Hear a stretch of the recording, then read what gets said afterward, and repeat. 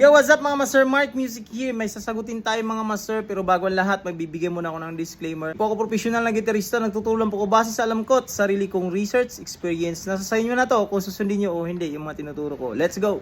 Doon sa ating tutorial last time about sa major, minor, relative, yun, yung meron tayong example doon, yung C at A minor scale is relative sila. Yan. At tinakil ko din doon kung saan matukoy yung ating relative minor scale na nandoon sa ating major scale, nandoon sa number 6, kumbaga sa example natin na key of C or scale ng C, ang pang number 6 niya is A, yun yung kanyang relative na minor scale.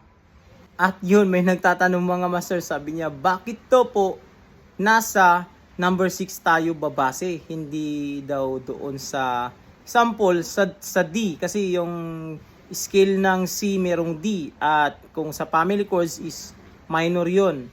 Kumbaga sa family chords ng C meron tayong C, D minor, E minor, F major, G major yun. Bakit daw kailangan doon sa number 6 or sa A minor, hindi daw pwede relative doon sa D minor or sa E minor? Yon. Ito na mga master, i-explain ko na sa inyo dito mga master kung bakit yung ating C major scale, ang kanyang relative na minor scale is A minor scale. Yan.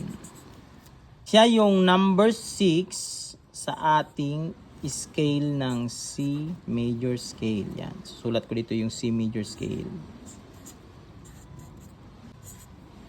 Yan. So, ito yung C major scale mga master. So, meron tayong root, second, third, fourth, fifth, sixth, 7, at octave. May nagtatanong kasi mga master kung bakit itong ating root at ito yung number 6, kung bakit sila yung perfect na mga scale na nagsishare sila ng nota, hindi daw dito sa D, hindi sa E, hindi sa F.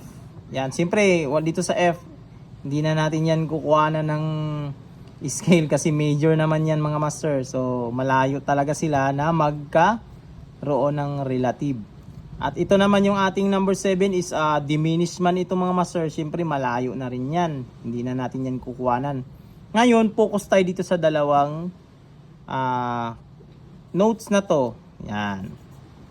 So para matukoy natin mga master, kasi natukoy natin nakaraan mga master is ang ginawa natin yung chords mismo, 'di ba? Ginawa natin yung chords na ating C,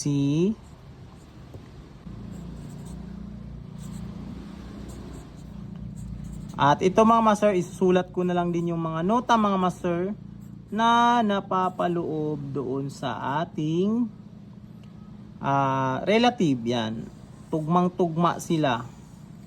Yan, nagsishare sila ng nota. Kumbaga, yung nota na nandito sa ating A minor at C major is paparehong mga nota yan. Yan. Nagbabago lang siyempre ng yung start.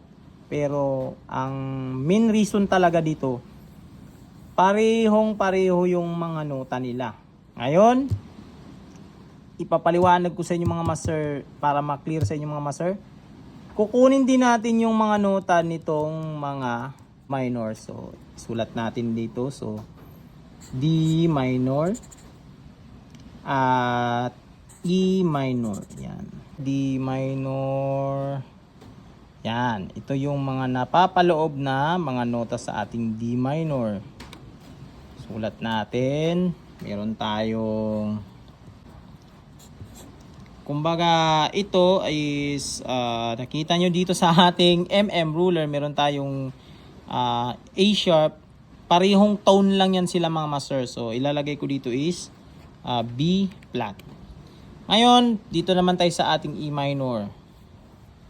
So sa E minor natin, ito yung napapaloob,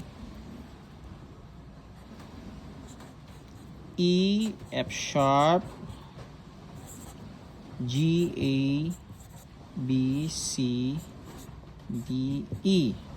So, yan yung ating mga scale doon sa ating chords. So, sa tulong yan ng ating MM ruler yan mga master.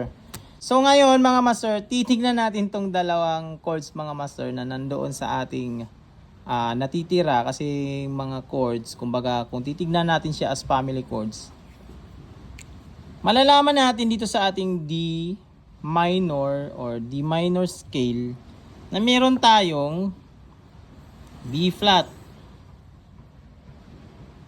At dito naman sa E minor meron tayong F sharp. So, kung titignan natin dito sa ating C major scale, wala tayong nakikita dyan na B flat. Yan, ito. At wala rin tayong nakikitang F sharp. Yan. Kaya, dito talaga, ang pinaka-pit na scale na tutugma talaga doon sa ating C major scale. Yan. Wala dyan sa iba mga master. Yan. Mas lalo na dito sa ating mga major. Yan. Ito kasi F. Alam natin na iba na yung scale dyan. Ito iba rin yung scale.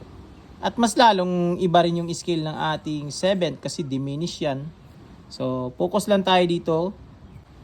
Kaya mga master, yung ating A minor, yan yung pitch sa kanya mga master. So, try pa tayo ng isang example mga master para mas malinawan pa kayo mga master. Example natin ngayon mga master, meron tayong E major scale.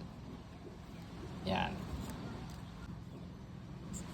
E, F sharp, G sharp, A, B, C sharp, at D sharp. Yan. Ito ay octave na lang din yung E. Yan. Sulatan muna natin siya ng ating mga number mga master formula. Yan.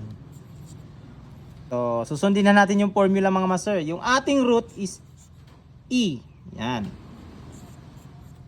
So, hanapin natin yung number 6, which is yung ating C sharp. Yan. Kasi yan yung kanyang minor relative. Minor relative. Root sa C sharp, minor. Yan.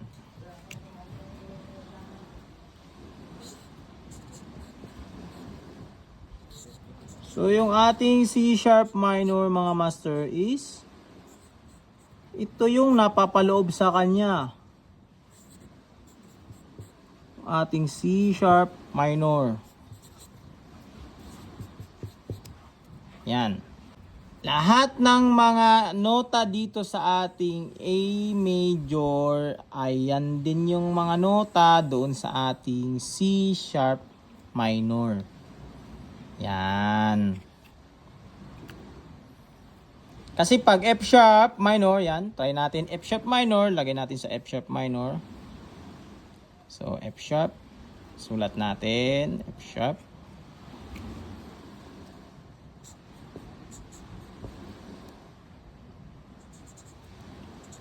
Sa F sharp minor, meron tayong F sharp, G sharp, A, B, C sharp, D, E. Master, tingnan nyo agad mga master yung sa ating F sharp minor mga master. Oh, meron tayong D na note. Yan, ito.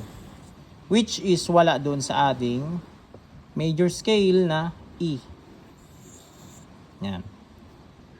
Kaya, ang perfect talaga na relative is yung number 6. Yan. Kaya, kahit saan hanapin natin ng mga key mga master, basta ito lang yung gagawin nating formula, yung ating root or yung ating major scale, ang relative niya, yan, relative niya is number 6. Yan. Minor scale. Lagay natin relative minors. Yan. Kaya yung ating root at 6 is pareho. Yan. So yun lang mga master para sa ating video na to mga master. Ito ay para malinawan yung iba mga master kung bakit yung ating relative minor scale is nasa number 6 doon sa ating scale. Yan. So this is Mark Music. God bless you all. Peace out.